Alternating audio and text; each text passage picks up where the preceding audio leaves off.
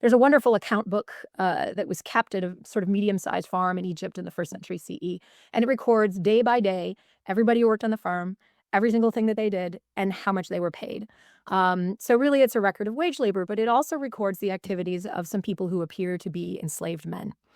And day by day, you see every single thing that they did, and you see how, in almost every instance, they work alongside and do exactly the same tasks as men and boys who are being paid a wage, so wage laborers.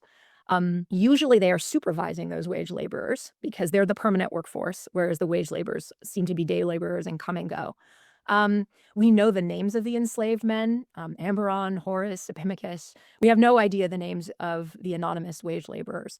And it's a kind of window into a world in which enslaved labor looks potentially quite different from what we imagine if all we imagine is the slave-owning systems of the American South. It actually turns out, and I'm not the first person to say this, that almost every single job in the Roman world would be done either by enslaved people or free people, and very often both of them working side by side doing the same jobs.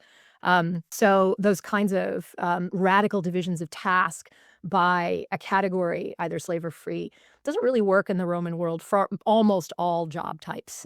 Some are far more rigorously done by enslaved people than free, but for the most part, it's a much messier world. My purpose in along with other people in blurring those categories is to show the ways in which, in terms of practices, ordinary day-to-day practices, these worlds of enslaved and free might overlap in ways that are surprising to us as modern people.